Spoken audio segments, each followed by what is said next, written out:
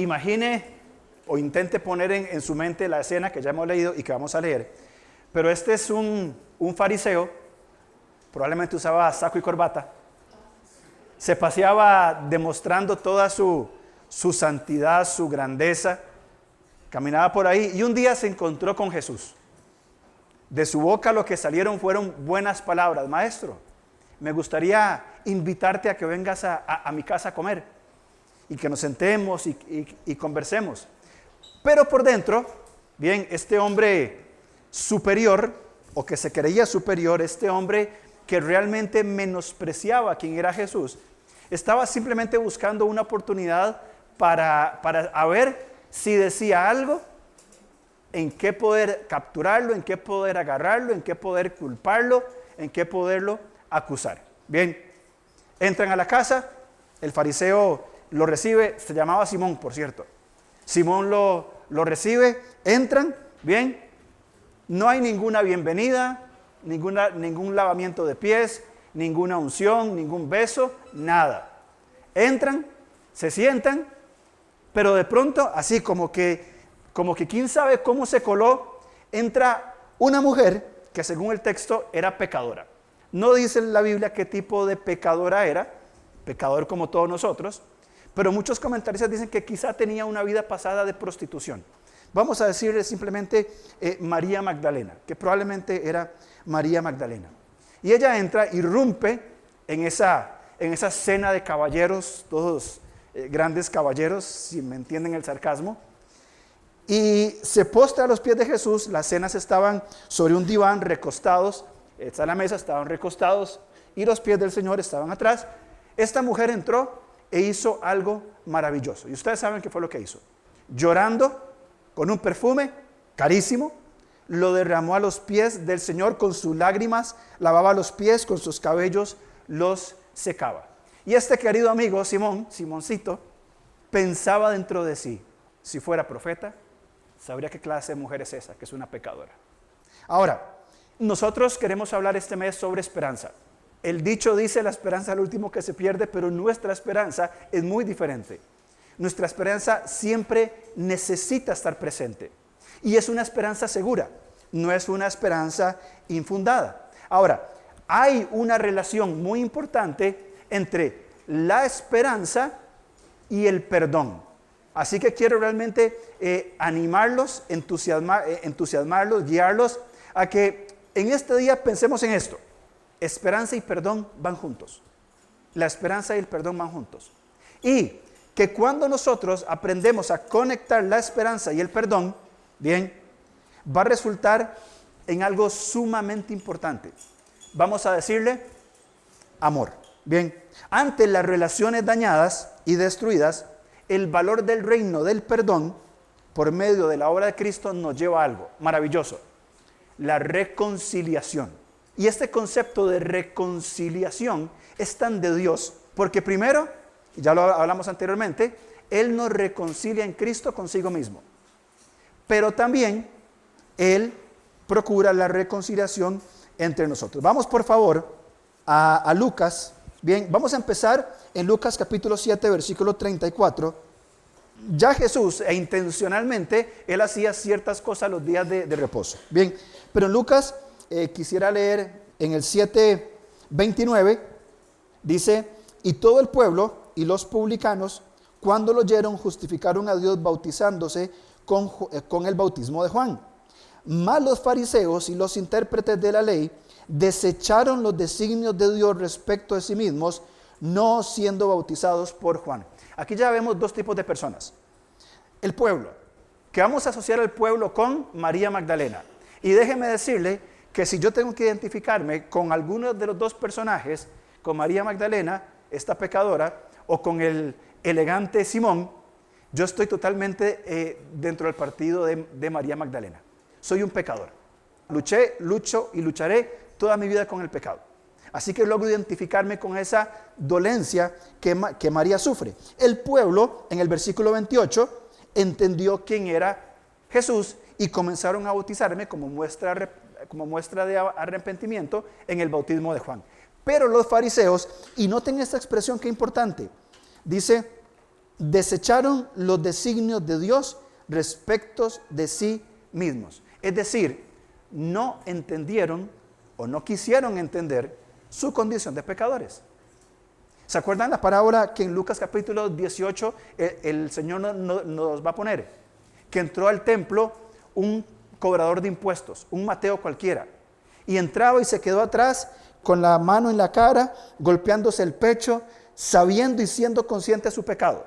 ¿Y se acuerdan cuál era su oración? Señor, sé propicio a mí, soy un pecador.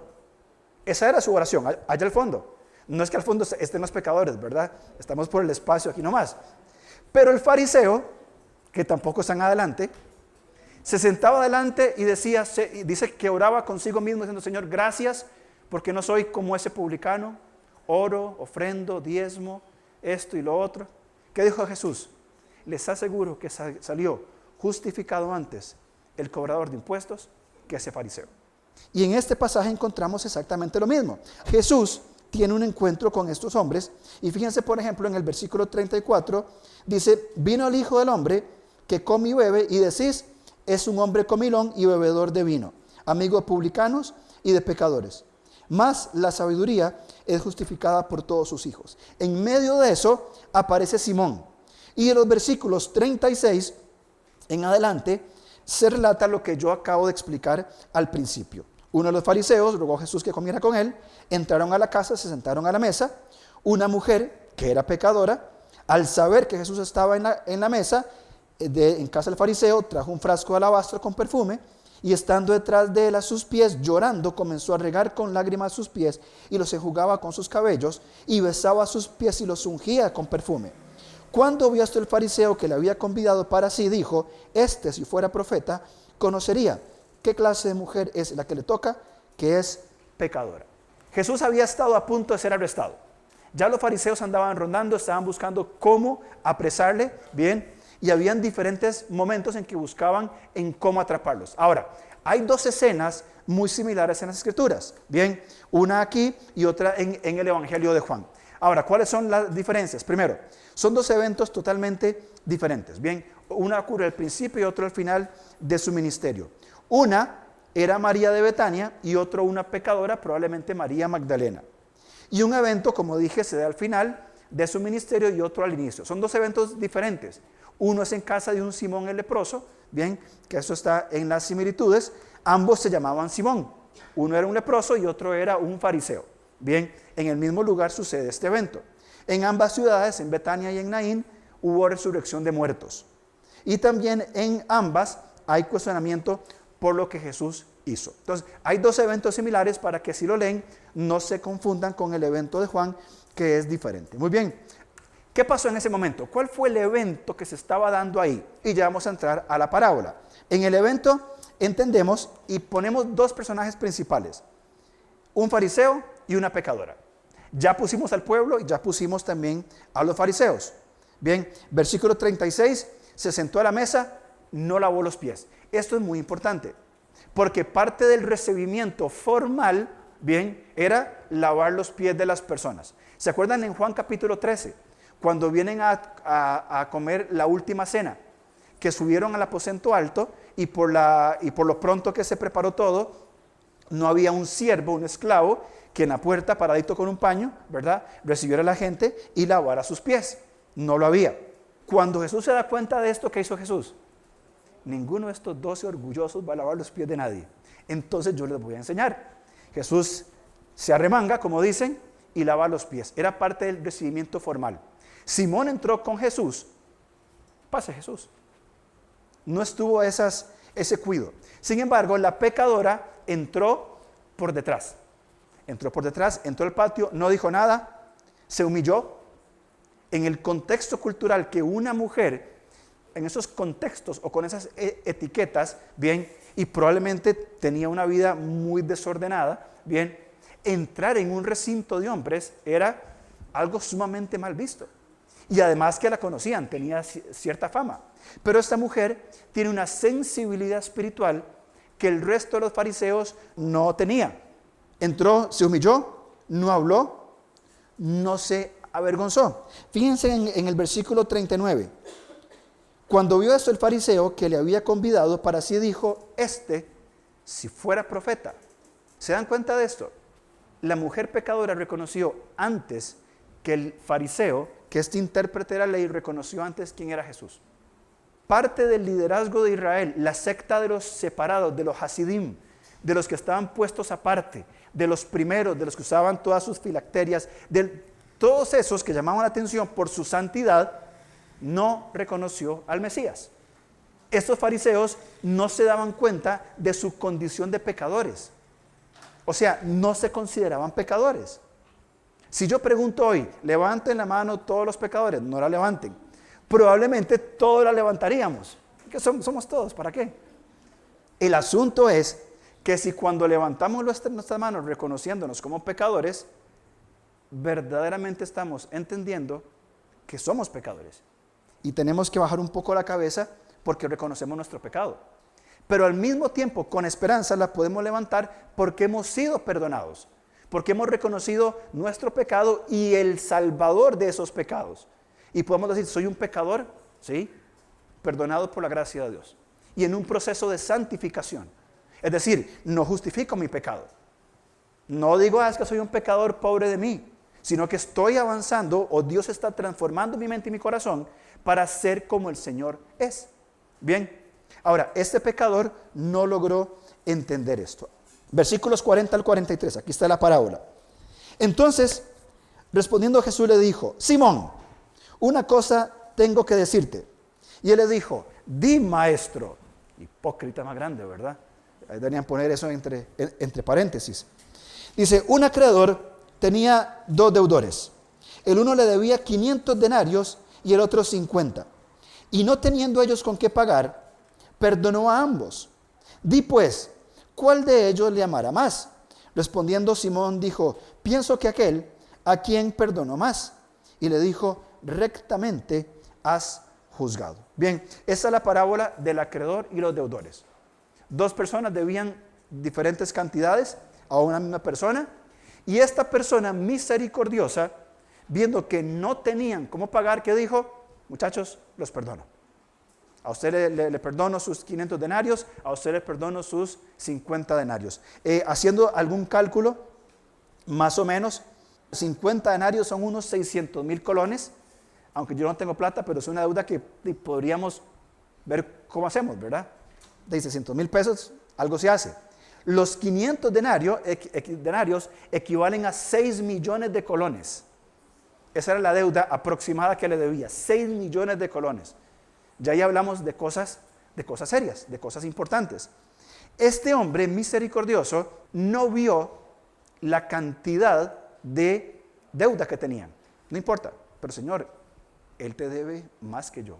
Perdónele lo mismo que a mí me perdonó. O el otro le diría, qué fácil perdonar a uno que le debe solamente 50. Yo que le debo 500, a mí no, ¿verdad? Este señor, este acreedor, dijo, a los 2 los perdono. No pensó en las cantidades, no pensó en nada, no se preocupó. La ocupación del acreedor, ¿cuál era? Voy a entregar perdón a personas que no lo merecen. La parábola no tiene el sentido de explicarnos más allá. Pero siempre que la leo me queda ese gusanito pensando, si esta parábola fue realidad o si fuera realidad en nuestros contextos, ¿cómo sería la reacción posterior de esas personas? ¿Cómo saldría por esa puerta la persona a la que se le perdonó más o a la que se le perdonó menos? Hay otra parábola que sí habla de eso, que a uno se perdonó, salió corriendo, se le perdonó una gran fortuna, salió corriendo y fue a cobrarle a otro que le debía unas cuantas monedas. Y el acreedor dijo, pero si yo te perdoné tan grande deuda, ¿cómo no perdonaste una tan pequeña? Y fue preso. Pero en este caso no es el asunto. A pesar de que el fariseo conocía las respuestas, pienso, Señor, que al que más se le perdonó, no tenía la capacidad de ver quién era Jesús. Porque aquí el centro no pasa tanto, o en primer lugar, por el fariseo o por la mujer. Pasa por quién es el Salvador. Las parábolas, y por favor acompáñenme a Mateo capítulo 13, las parábolas era el método favorito de Jesús de enseñar. Era la forma como él prefería dar las enseñanzas. Y hay una razón, un par de razones muy importantes del por qué Jesús enseñaba a través de parábolas. Hay más de 50 parábolas en el Nuevo Testamento. De hecho, en los evangelios sinópticos, Mateo, Marcos y Lucas, hay más de 50 parábolas. La Real Academia Española dice que una parábola es una narración de un suceso fingido que se deduce por comparación o semejanza, una verdad importante o una enseñanza moral. Bien, cuando Jesús enseña parábolas, tiene como fin comparar esa historia y extraer una enseñanza moral. Bíblicamente hablando, es poner una cosa al lado de la otra. Cuando Jesús narra esta parábola de los dos acreedores, él compara la situación que vivían con la parábola. De hecho, en Mateo 13, Jesús explica por qué él usa las parábolas. Vean conmigo, por favor, 13:10. Dice, acercándose los discípulos, le dijeron, ¿por qué les hablas por parábolas? Él respondiendo dijo, porque a vosotros, es decir, a los discípulos, os es dado a saber los misterios del reino de los cielos, mas a ellos no les es dado. Primero, los discípulos iban a entender y recibir enseñanza directa del Señor. Por eso el Señor, en algunas ocasiones, como está aquí registrado, explica las parábolas. Y Jesús les instruye en cómo va a ser el desarrollo del reino de Dios a sus 12 discípulos. Les va a hablar claro. ¿Se acuerdan? Por ejemplo, para ilustrar esto, cuando Jesús habla, pone la parábola, dice, cuídense de la levadura de los fariseos. ¿Se acuerdan? Y fue después de hacer la alimentación de los 5,000. Se van en el bote y los discípulos, queridos discípulos especiales, ¿verdad? Dice, discutían entre sí que Jesús se enojó o dijo la parábola porque ellos no trajeron pan. O sea, no entendieron la parábola, no entendieron qué era lo que pasaba. Y Jesús les explica, cuídense de las actitudes de los fariseos, porque ellos dicen y no hacen. Es decir, les habló directamente. Fíjense cómo continúa Mateo, versículo 12. Dice, porque a cualquiera que tiene se le dará y tendrá más, pero al que no tiene, aún lo que tiene le será quitado. Por eso les hablo por parábolas, porque viendo no ven, y oyendo no oyen, ni entienden. De manera que se cumple en ellos la profecía de Isaías, que dijo, de oído oiréis y no entenderéis. Los fariseos escuchaban. De viendo veréis y viendo veréis y no percibiréis. Los intérpretes de la ley, saduceos y demás. Porque el corazón de este pueblo se ha engrosado, es orgulloso. Con los oídos oyen pesadamente y han cerrado sus ojos, para que no vean con los ojos y oigan con los oídos, y con el corazón entiendan y se conviertan y yo los sane. Las parábolas tenían el distintivo de que cuando Jesús enseñaba, estas personas con un corazón endurecido, como los fariseos, intérpretes de la ley, saduceos, no podían escuchar, porque su corazón estaba engrosado, engordado, orgulloso, eran soberbios. Pero aquellos quebrantados como esta mujer pecadora, como la mujer en Juan capítulo 4, como los paralíticos que estaban mendigando en las entradas de los templos o al lado del camino, o los leprosos sucios por su pecado, tenían un corazón no engrosado, no orgulloso. Habían percibido cuál era su vulnerabilidad, cuál era su fragilidad, y habían reconocido que eran incapaces de salvarse por sí mismos. Entonces, estos quebrantados vulnerables, los pobres en espíritu, cuando oían las palabras, entendían la palabra de Dios, porque entendían con el corazón, con un corazón quebrantado, con un corazón dolido. Los fariseos, en su religiosidad, en su magnificencia, tenían un corazón orgulloso y no tenían la capacidad de entender lo que Jesús enseñaba. Y escuchaban las palabras diciendo, ¿cómo? ¿Pero qué tiene que ver esto? Malinterpretando la enseñanza de Jesús. Pero los quebrantados de corazón sí entendían. Esta enseñanza del reino a través de parábolas eran pequeñas semillas. Dice así, decía también, ¿a qué haremos semejante el reino de Dios? ¿O con qué parábola lo compararemos? Es como el grano de mostaza, que cuando se siembra en tierra, es la más pequeña de todas las semillas que hay en la tierra. Cuando Jesús recibe a una mujer pecadora, bueno, ahí está en la pantalla. En algún lugar de la Biblia lo dice. Léanlo aquí, era a ver si estaban atentos. Entonces dice, es como el grano de mostaza que cuando se siembra en tierra es el más pequeño de todas las semillas que hay en la tierra. Cuando Jesús o nosotros, cuando nos acercamos a una persona vulnerable, quebrantada, y quizá con un poco de temor, damos una palabra, compartimos el evangelio, le compartimos un pedazo de pan, le damos para que se cubra en la lluvia. Somos empáticos. En el momento no parece ser la gran cosa. Lo dejamos, seguimos nuestras vidas.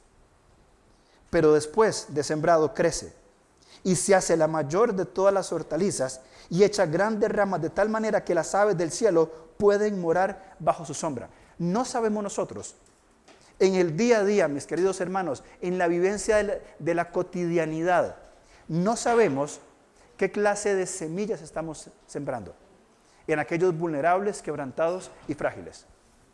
Para muchos, para este Simón, con este cuestionamiento tan soberbio de decir, si este supiera qué clase de mujer es esta que lo toca, no estaba sabiendo, no tenía el más mínimo conocimiento de en quién se convertiría María Magdalena. Y creo que todos sabemos en qué se convirtió, qué clase de mujer se convirtió María Magdalena. De las primeras que vio al Cristo resucitado, de las mujeres que trabajaban para sustentar el ministerio de Jesús, de aquellas que estaban en el aposento alto cuando el Espíritu Santo vino sobre aquellas 120 personas. Y las Escrituras no hablan mucho más de ella. Pero ¿dónde comenzó todo? Cuando se siembra una pequeña semilla del reino, la semilla del perdón.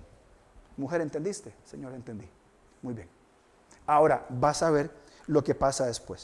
Jesús en este pasaje, en este capítulo, Él va a romper todos los prejuicios sociales, bien, en su interno por acercarse y alcanzar a quienes, marginados, raciales, versículos 1 al 10 del capítulo 7, económicos, 11 al 17, religiosos y morales. Aquí vemos entonces el reino de Dios por medio de ¿qué? De la esperanza del perdón. El perdón que usted y yo ya recibimos. El perdón que estamos llamados a dar, ¿sí? Pero también, y quisiera decir sobre todo, el perdón que yo necesito reflejar. Porque muchas veces, mis queridos hermanos, y espero que me entiendan lo que quiero decir, nos culpamos demasiado y nos echamos cargas que ya el Señor llevó. Y la culpa, la mentira, el rendimiento, expectativas propias o ajenas, me cargan para decir, no soy suficiente. Y es cierto, no somos suficientes. Pero en Cristo, en su proceso de transformación en nosotros, Él nos hace suficientes a nosotros. Hebreos 13, haciendo Él en nosotros lo que es agradable a Él. Entonces, dejamos a esta mujer a los pies de Jesús. Y Jesús va a decir algo muy importante sobre esta mujer. Le va a decir a Simón actitudes que vive en esta mujer, pero de las cuales Simón careció. Quedamos entonces con este Simón el fariseo, y dejamos la escena donde Jesús, recostado, viendo a esta mujer que se reconocía a sí mismo como pecadora, sabía claramente cuál era su condición, y este hombre terco, endurecido, persistente, con un corazón engrosado, bien, siguió en su dureza. Dice en el versículo 40 del capítulo 7 de Lucas, dice, entonces respondiendo Jesús le dijo, Simón, tengo una cosa que decirte. Y él le dijo, di maestro, y cuenta la parábola. Vamos a avanzar unos versículos más adelante. Versículo 43. Dice, respondiendo Simón, dijo, pienso que aquel a quien perdonó más. Y él le dijo, rectamente has juzgado. Y vuelto a la mujer, dijo a Simón, ¿ves esta mujer? Entré en tu casa y no me diste agua para mis pies, mas ésta ha regado mis pies con lágrimas y los ha enjugado con sus cabellos. No me diste beso, mas ésta desde que entré no ha cesado de besar mis pies. No ungiste mi cabeza con aceite, mas ésta ha ungido con perfume mis pies. Y es que esta mujer que estamos hablando no dudó por un segundo en acercarse al Señor, bien, que había perdonado sus pecados. Simón no consideró sus pecados. Ahora, esta mujer, dice Jesús tres cosas de ella. Primero Jesús dice, ha regado mis pies con lágrimas. Los anfitriones, como ya dije anteriormente, debían lavar los pies y secarlos, bien pues los tenían sucios del camino. Así que parte del anfitrión que reconoce a la visita especial, que tiene la decencia de decir, ese es mi invitado, voy a reconocerlo, una persona que le recibe como tal, va a procurar que haya un siervo que lave sus pies. No había siervo. Jesús se lo dice en el versículo 44. No me diste agua para mis pies. ¿Cuál fue la actitud de esta mujer que se consideraba pecadora? Antes de eso, llevar el pelo suelto para una mujer era algo que no se hacía en público. En estas culturas orientales, cuando la mujer se casaba, recogía su cabello y usaban ciertos velos o lo usaban recogido. Jamás lo llevarían suelto. Era una señal de moralidad difícil, de un contexto difícil. Esta mujer no le importó nada, porque supo a quién se estaba acercando. Así que su cabello suelto indicaba, vengo tal cual soy, porque he recibido el perdón del Señor. He reconocido mi pecado y he reconocido también que Jesús me ha perdonado. Saben, muchas veces nosotros como cristianos tenemos el acierto de perdonar a otros. Me ofenden, me lastiman, o aún nos desarrollamos en esta cultura del perdón y abogamos por el perdón. Pero muchas veces nosotros, hermanos, y es algo que yo creo que es muy difícil, es que no nos permitimos ser perdonados. Es decir, yo recibir el perdón. Estoy dispuesto a perdonar, sí, yo perdono porque soy muy recto. Pero también la humildad y la disposición de decir gracias por tu perdón, recibo tu perdón, muchas veces cuesta. Y cuando no recibimos el perdón, comenzamos a luchar con la culpa. Y lo intento ocultar de muchas maneras. Que esta mujer haya venido no solamente en busca del perdón y del amor de Dios, sino lavando los pies del Señor, implica, sí, que era pecadora, pero que se estaba permitiendo a sí misma recibir el perdón de Dios. Estaba permitiéndose ser perdonada. Y muchas veces nosotros no nos permitimos eso. ¿Por qué? No lo sé. Orgullo, desconocimiento, negligencia, imagen, aparentar que soy fuerte, que yo no me siento ofendido. Pero qué importante es aprender nosotros también a recibir el perdón y decir gracias por tu perdón. Realmente no hubiera podido avanzar si no recibo tu perdón, y sentirme perdonado y responder de esta manera. Bien, esta mujer entra en este sentido, un sentido de perdón y también de recibir el perdón. Pero después Jesús le dijo a Simón en el versículo 45, no me diste beso. Bien, no me diste beso. Y esta mujer no ha cesado de besar mis pies.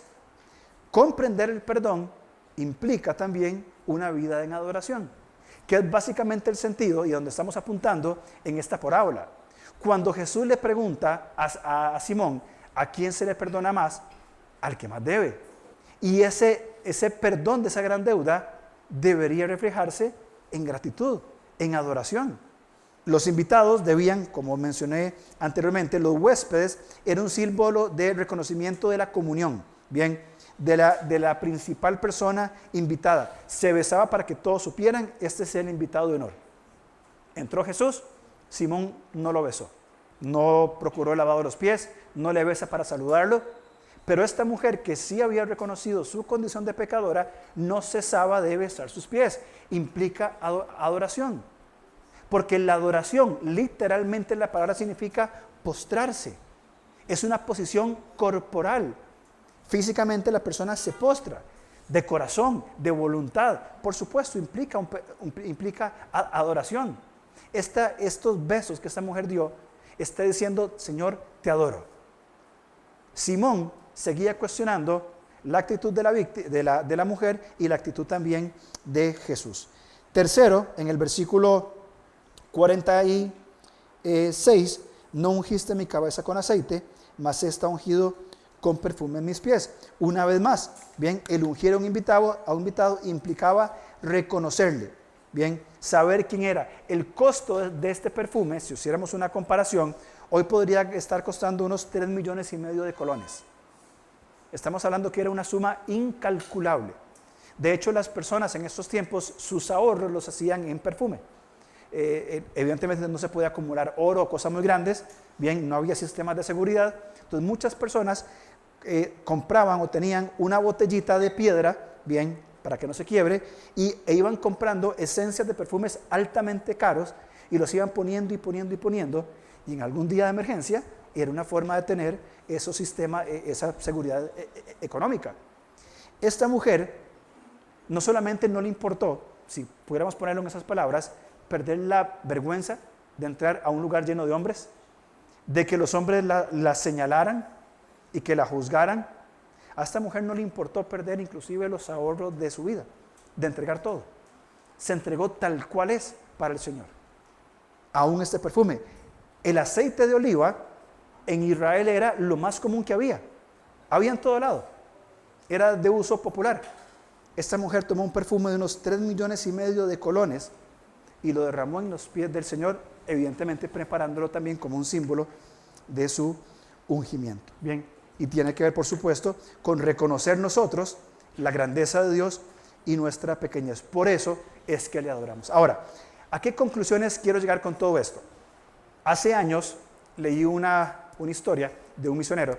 Dice que este misionero fue a un viaje a África cuando era un adolescente y que le pidieron compartir su testimonio y se quedó frío.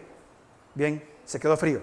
Antes de él había pasado un tipo, una persona, un hombre, que había estado en drogas, en pandillas, en delincuencia. Así que este hombre pasó y se comenzó a jactar, ¿verdad? A contar todo el desastre que había hecho en toda su vida. Y después cómo Cristo le salvó. Un día llegué a Cristo y mi vida cambió y todo el mundo contento y aplaudía y festejaba. Este muchachito de unos 12, 13 años le pidieron contar su testimonio. Se acerca a su pastor y le dice: pastor, vea, yo no tengo un testimonio que contar. Mis padres son creyentes, nací en una familia cristiana, nunca he probado drogas, nunca he hecho nada inmoral, no he hecho nada malo, yo me he mantenido fiel en la iglesia, entonces no tengo un testimonio que contar. ¿Qué voy a decir? Comparado con el que vino antes, ¿qué voy a decir? Dice que el pastor se le quedó viendo y le dijo: entonces no tenés un testimonio que contar. Sí, no tengo. Entonces él le pregunta: ¿de qué se trata tu salvación? ¿De vos mismo o de Dios? ¿De Dios? ¿Eras pecador? ¿Naciste en pecado, separado de Dios por tu pecado? ¿Sí? ¿Has pecado de alguna forma en toda tu vida? ¿Sí? ¿Cómo el Señor ha perdonado tu pecado? ¿Cómo el Señor te ha dado la vida eterna y cómo te ha enseñado a madurar en tus cortos 13 años? Dice que el muchachito comenzó a cambiar su rostro y a entender lo que significa contar un testimonio, que no es jactarme del montón de pecados que he acumulado, sino de comprender quién es Cristo y quién es el Salvador. Pasó y contó su testimonio y terminó siendo un gran misionero. El problema en esta parábola es que Simón pensó que él tenía muy poquitos pecados. Él pensó que él era pecadorcillo de pecados blancos, sin entender que la condición de pecadores, tanto de esta mujer como la de él, delante de Dios, era exactamente la misma. ¿Las consecuencias eran diferentes? Sí, por supuesto que sí. Ahora, el problema de no entender lo pecador que somos es que no vamos a dimensionar el Salvador tan grande que tenemos. Como mis pecados son tan pocos y son tan pequeños, pues a mí muchos no me tienen que perdonar. Yo no he sido tan malo en mi vida, entonces Dios conmigo no tiene mucho trabajo que hacer, pero con aquel o con aquella sí tiene mucho que hacer. Fíjense lo que dice en el versículo 47.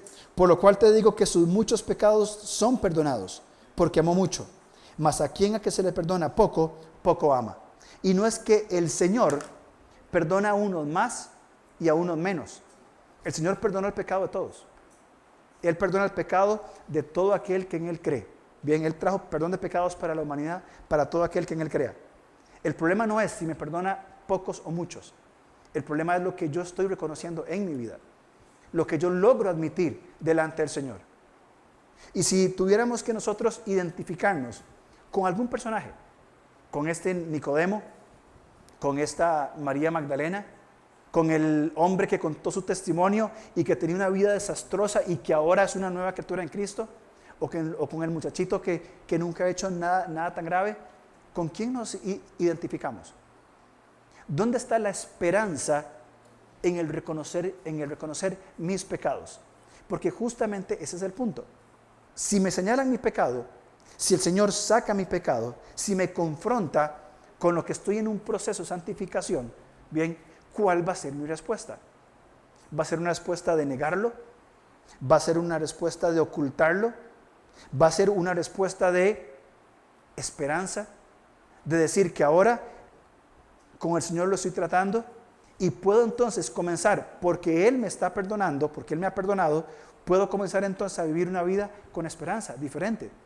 Puedo amar porque reconozco la cantidad de pecado que el Señor me ha perdonado.